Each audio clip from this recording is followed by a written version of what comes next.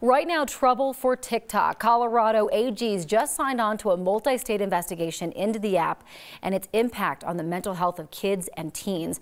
9 News reporter John Glasgow joins us live in studio. And John, this investigation is looking at whether the company violated state consumer protection laws. Yeah, the big question is what harm is TikTok having on young users and what the company is doing about it. TikTok is one of the fastest growing apps with more than 3 billion downloads worldwide.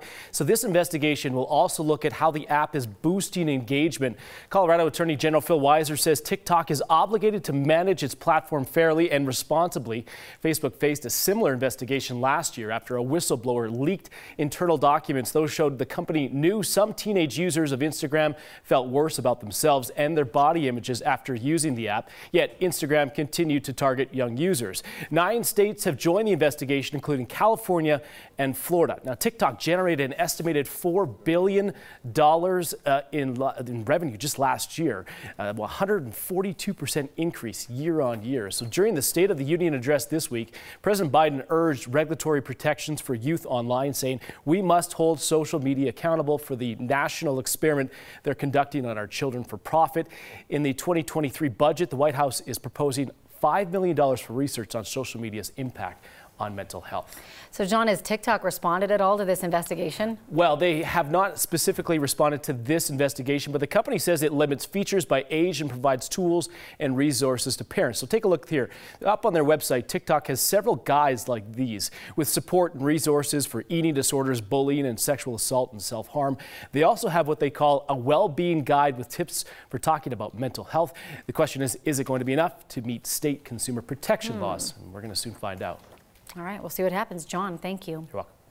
Colorado's third largest school district has chosen its finalists for a new leader. Yep, in another controversial move, the Douglas County School Board named just 2 finalists for superintendent last night, less than a month after firing Corey Wise.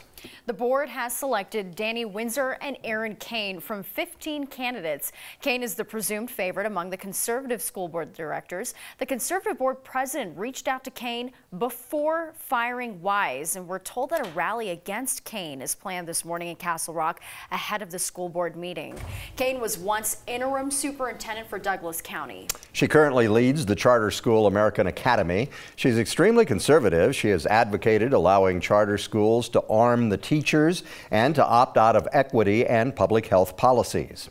Danny Windsor has been with Dougco Schools for 13 years. He currently leads the Choice Programming Department. That helps parents get into charter schools, magnet schools, or homeschooling. The Liberal board minority tried to add a 3rd candidate to the list, but they were voted down. They also tried to make Windsor the sole finalist to avoid Kane. That was voted down as well. This individual retrieved a weapon, a handgun, and threatened the officers with that handgun. It's unknown at this time whether that individual fired his weapon, but certainly posed a threat to the officers that were very nearby.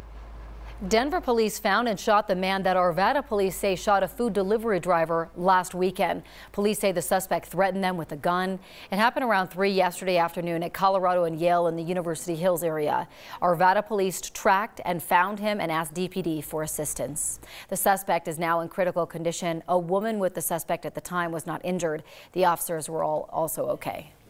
And this morning, a baby is safe and 2 people are in custody after a car chase in Adams County last night. The North Metro Drug Task Force stopped a car during an operation. Deputies say they arrested 1 person, but somebody else in the car took off and the baby was inside the car. The Adams County Sheriff's Office says the driver led them on a chase down to Pena Boulevard near DIA, then up to Commerce City. They finally stopped and arrested the driver at 104th and Highway 85. Colorado's COVID-19 hospitalizations and cases keep dropping. Now our hospitals are deactivating a resource that helped us through the worst of the last surge. The Colorado Hospital Association says the combined hospital transfer center shut down on Tuesday after months of helping manage hospital capacity. They activated the transfer center back in August as hospitalizations were starting to go up. Now that center helped move 45,000 patients to hospitals that had more room.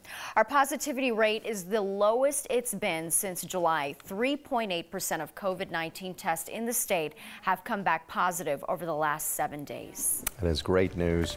Fort Collins police are concerned about other possible victims after arresting a registered sex offender for stalking a young girl while he was delivering pizzas.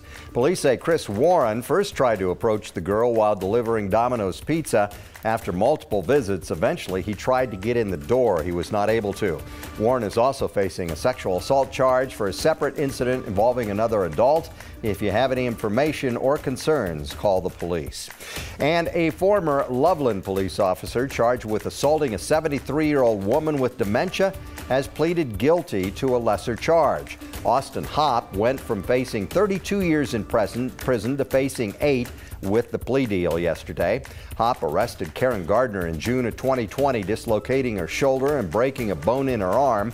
Gardner, who as we say has dementia, is accused of taking $14 worth of stuff from Walmart.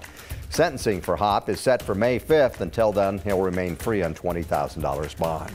Nobody's going to be charged after that floor collapse during a house party, sending lots of teenagers falling from the first floor to the basement. South Metro Fire says somewhere between 100 and 150 teens attended the party at the home on East Princeton Place. That's in southeast of Aurora. At least 3 people were hurt. Lakewood has signed off on creating areas where shoppers and restaurant customers can take their food or drinks with them. City Council approved what's called common consumption areas that allows customers to grab food from one place, drinks from another, and then sit at a single table. No entertainment district has applied yet in Lakewood, but Belmar is supporting the idea, so it'll probably happen there. And that's your Morning Rush.